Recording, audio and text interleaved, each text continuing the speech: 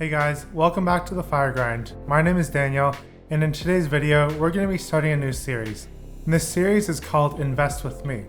And I know at the beginning of my channel, if those of you who started watching me at the beginning, the purpose of this channel was to show every video just how my Wealthsimple portfolio is doing.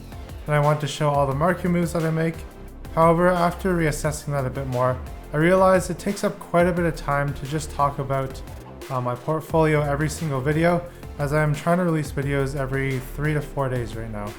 So instead, I'm going to dedicate one video each month to this Invest With Me series, where I talk over how my portfolio is doing and what changes I've made, different allocations, maybe some rebalancing that I'm doing in the portfolio, as well as what my thoughts are for the portfolio going forward. So if you enjoy this type of video, just let me know in the comments down below, or if you want me to actually continue showing my portfolio and its value in each and every video, just let me know that as well. And also, if you want to see what's going on in my portfolio, I do post on Instagram from time to time how my portfolio is doing. So if you want, you can follow me on Instagram. So in today's video, I'm going to be first going over my goals and guidelines which I've set for this portfolio. And this is sort of the framework that I put around this portfolio so that I can follow it, and it gives me something more concrete to go off rather than just what I think feels good. After that, I'll be going into my spreadsheet, and we'll start off with a dividend tracker. You can see the trend that my dividend stocks are going in and how much they've paid me out over time. And after that, we'll be going into the portfolio holdings, and maybe I'll show you a bit about how I use the spreadsheet. So the first goal of my portfolio is to diversify. And this is diversifying within different industries, as well as diversifying in company sizes. So for company sizes, I want to hold small, medium, and large market cap companies. As well as for industries, I want to hold different types of industries in there, including tech, retail, REITs, consumer staples, and consumer discretionary. The second criteria for my portfolio is that I want it to be a moderately aggressive portfolio. And the reason why I chose this is because I have a longer time horizon, being in my mid-20s, and I don't need this money for the next 10, 20, even 30 years.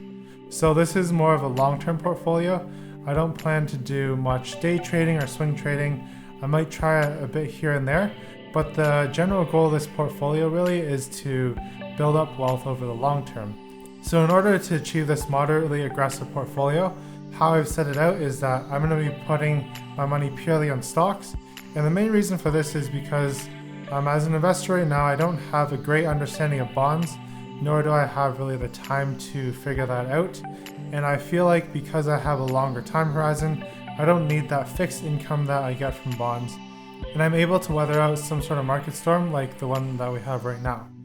And I don't really care if my portfolio drops by 50%, because really that just means that stocks are going on sale and that I should buy more.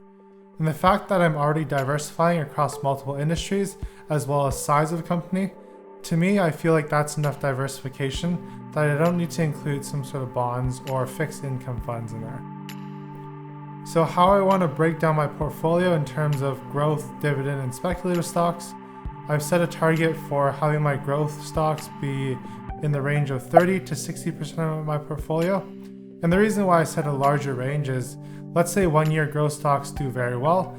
I don't want to spend too much time rebalancing, because that just requires a lot of buying and selling. When you buy and sell stocks, you have to do more taxes around that. You have to declare your capital gains or capital losses. So I set myself a larger range so I can do less rebalancing. For the dividend stocks, I've set the percentage range to be 35 to 75% of my portfolio. And for the speculative stocks, I want to have a max of 5% in these stocks. And the reason why I put some speculative stocks in there is not to gamble with, but it's so that I can pay attention to the smaller up and coming companies. So whether these be tech companies that are trying to break through in new industries, or just companies that are finding a new niche in some sort of market and being able to grow that into a larger business in the future. So I think it gives me a more holistic view of what companies are up and coming, as well as the companies that are doing well right now and looking into those as longer term investments. And for the speculative companies, I'm not going to be trading based off of, some sort of pump and dump news that this guy is putting out, but rather looking at the company and digesting it to see what the plan is from management. What is their goal for the long term, and how will they succeed? One last note on why I set such large ranges on these different types of stocks, like dividend and my growth stocks, is because sometimes your growth stocks can run up like crazy, and you really want to keep holding onto them because you do believe in them for the next 10 to 20 years. So this will allow me to hold on to these stocks longer than maybe someone who has a smaller range for each of these sections. And now for the cash percentage that I want to hold in this portfolio, I've set it to be around 10 to 30%. And I've given my rationale for that in this video that you can check out right here. The reason why I chose 10 to 30% is because you always want a bit of cash on the sideline, just in case something happens in the market. So let's say there's a huge sale in the market, you want to have some cash on the sidelines in order to buy. And this is one of the mistakes that I made recently, where I was pretty heavily invested in mid-February when the whole market crash happened. And I had to scramble to find money out of my savings account to put into the portfolio to take advantage of these lower prices. And even then I couldn't do that because right now I'm actually saving up for a house. And I'm saving up for the down payment of that, so I haven't been putting much cash in my portfolio. You might have noticed that. But one more caveat to this whole 10 to 30% is that if the market drops anywhere from 30 to 50% from its all-time highs, then that's when I'd be willing to actually go down to a 0% cash position. And the reason for this is just studying the recent market crashes, we can see that in year 2000 and year 2008, when we had those two market crashes, the market dropped around 40 to 50%. And this kind of shows that it's fairly unlikely for the market to drop any further than 50%. And if it does happen, then at least I bought in when it dropped 30 to 50%, which is still a pretty good sale from the all-time highs. So I'd be happy with the 0% cash position if the market dropped down 30 to 50%. Also, another note that you should take is that I do currently have about 6 months worth of expenses saved up in my savings account so that I'm not completely strapped for cash if the market goes to crap and I lose my job. So always make sure that you hold 6 months worth of expenses in some sort of savings account or checking account that you don't touch. It's for those rainy days where you might have lost your job or something happens that you can't foresee. The next guideline that I've set out for this portfolio is that I'll be doing a rebalance every single year. So this will happen in January 2020, where I'll be looking at the portfolio, is there anything that I need to rebalance or not? And the goal is that I don't need to do rebalancing, but if it needs to be done because I'm outside of these percentages that I set earlier in criteria number 2, this will happen in January. In this portfolio, I'm only going to be investing in stocks that are traded on Canadian markets. And the reason for this is because right now, Wealthsimple charges a 1.5% exchange fee every time you buy and you sell. So technically you're paying roughly a 3% exchange fee. And that to me is not worth it. So I'll keep all my US holdings in my private portfolio on TD Direct Investing, where I do the majority of my trading actually. If Wealthsimple opens up a US dollar account, then things will change and I'll actually start trading American stocks. So for those of you who are watching from America, stay tuned as Wealthsimple continues to grow their platform, and hopefully they introduce some sort of USD account so I can start trading those American stocks which have tended to do better over the past 10 years. The second last criteria that I set for this portfolio is that I'll be depositing $200 into my portfolio each month. And the reason for this is I believe in dollar cost averaging. And with Wealthsimple, this is possible because there's $0 in commission fees when you trade. If you're going to dollar cost average with $200 on Questrade or TD or RBC, then you're going to lose a lot of money if you're only trading like $200 at a time, because their fees are quite substantial of a percentage of $200. And lastly, the goal for the next 3 months is to flush out my portfolio. Right now I notice it's quite fragmented. There's a bunch of different stocks where I maybe hold 1 or 2 shares, and the criteria that I want to set up for each holding is that I at least put $200 into it. And the reason why I set this out is if I can't actually put $200 into a company that I want to invest in, then why do I really believe in it in the long term? And this criteria I set out to sort of fix my portfolio and how it is right now and just kind of clean up all the junk. And the reason why it's good to do this is because you want to make sure that you're investing in companies that you care about and that you know about. So if I can't put $200 into a company, then I don't care enough about it to do some research into it and find out what the business actually does. maybe I'm throwing my money into it because of a Motley Fool article I read. So for those of you who read Motley Fool, just be aware when you read those articles, people will generally give their opinion without much backing. So do your research if you find an exciting company that they're talking about, and look into the financials and what the management has to say about the business and how they're going to grow that long term. And now jumping in the spreadsheet. So in the spreadsheet here, we first have my dividend tracker, and we can see that I track my dividends each month. And the first time I got dividends was April 2019. And you can see here the total monthly dividends column. And I just track how much I'm getting each month, as well as the trailing 12-month dividends. So right now, April 2020 is the first time that I actually have a full view of how much dividends I received in the trailing 12 months. You can see that my dividend amount has been growing over the years as I have been continuing to deposit cash and buying new shares of dividend-paying companies. You can see that I hold quite a few dividend-paying companies here, and I've sort of split them into companies that pay monthly as well as companies that pay quarterly. So you can see I have a fair amount of companies that actually pay me monthly in dividends. For example, in IPL, I've been adding shares to it because the dividend amount has been going up. So in the past month, you can see that I've actually been paid $192.69. And this is essentially for doing a bit of research on companies, clicking a few buttons to buy the stocks, and sitting there and waiting. And here on the right of my spreadsheet, we have the total monthly dividends. And this tracks the total monthly dividends that I'm paid from all my stocks. And we can see that the trend is trending upwards just because I've been adding money to my portfolio. There's this steep drop off to zero just because these months have not occurred yet. So in the future, as I start to populate the sheet with more data, then these months will start to reflect the actual amount of dividends that I'm being paid out. In addition, here I have my trailing 12 months dividends. So here we have the trailing 12-month dividend chart. And the reason why I use the trailing 12-month statistic is because it gives you a good snapshot of how you're actually increasing your dividend portfolio.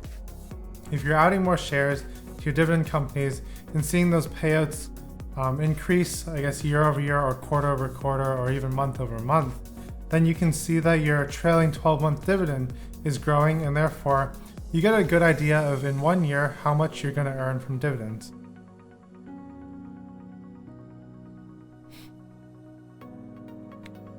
Now hopping over to my portfolio tracking spreadsheet, we can see here that I go by each month. I sort of have statistics on the whole portfolio, how it's all balanced. We can see that I have the total principal that I've put into the portfolio to date. As of April, I put in $17,125. This is the cash balance I have, and clearly right now I don't hold a 10 to 30% cash balance. It's closer to zero. This is the total value of my stocks, the total value of the portfolio, so it's the value of stocks plus cash. Then I have the breakdown of my dividend stocks, growth stocks, and my speculative stocks. And lastly, we have the gain or loss in the portfolio in dollar amount as well as percentage amount. So you can see that I'm actually down around $3,000 since the start of my portfolio based on the amount of cash that I actually put into the portfolio. And that equates to a percentage loss of 17%. Here on the right, it just shows all my positions that I have in the portfolio and how many shares of each one. The green box shows if I've bought shares that month because the value that was previously stated in the previous month has changed. So you can see the market moves here at a glance based on the color, which stocks I'm buying like each month, or which stocks I'm sort of putting in a chunk here, and then maybe 5 or 6 months down the road I add a bit more. As you can see, Canada Goose is actually probably one of my most active stocks. I've been increasing the amount that I buy in each month. And the reason for this is, if you haven't seen that video, you can check it out here, but my thesis on why I believe Canada Goose is great. So the quick snippet of why I believe they're great is because they're doing a lot of innovation in retail and how they actually market their products. If you don't know, they recently opened a store in the Toronto area where it's an experiential store. And I think people are looking more for experiences when they go shopping. So rather than being bombarded by products in this store, Canada Goose actually doesn't sell any products in the store. Rather, when you buy it, they're going to ship it to you that day so that you can receive your coat. But in the store, you get to try on the demo coats and walk through this large freezer. So essentially the entire store is just this massive freezer with different scenery, so you can get a feel for what it is like to be in a Canada Goose jacket in different temperatures. So I think this is a great way of marketing their products because it gives the user a feel of what it's like to wear a Canada Goose jacket rather than going to a store and kind of wondering, how warm is this jacket? Because when you're buying a winter jacket, you want to know how warm it is for you and how you feel in the jacket. So that's my bullish thesis in a nutshell as to why I believe Canada Goose will do well. So you can see that over the years I've increased the number of stocks. Currently I hold about 35 different stocks in this portfolio. Actually 34 because I sold off Cineplex. So down below here I actually have a chart just showing the portfolio gain and loss tracker. So you can see the trend of the portfolio, how it's performed as a whole, how much I'm up or down each month. The spreadsheets to the right are just basically essentially calculator spreadsheets. This is where all the back end happens, all the data that's collected to come up with the numbers that you see in the portfolio tracking spreadsheet. So the spreadsheet's a bit of work in progress right now. It's a little messy here and there, and I plan to clean it up and maybe release a version for you guys that you guys can download. I'm trying to figure out if it's a paid product or not, because it does take quite a bit of time to develop this. And I do want to add macros into it to make it easier for you guys to just enter in your stocks and it'll just populate them into the spreadsheet. So it'll take quite a bit of development time for me to do this, but I do think it's valuable for you in the end to be able to track your portfolio and use data and analytics to drive your investing theories. So if you enjoyed this video, just smash the thumbs up button and click the subscribe so you can get more updates on this series of investing with me. And as well as leave a comment down below on any stocks that you want me to do any sort of deeper dive into and give my thesis as to why I bought it. And be sure to stay tuned for the next month when I've cleaned up my portfolio a bit and I'll be talking a bit more about specific stocks in there and just the market in general. Keep up the grind and have a great day.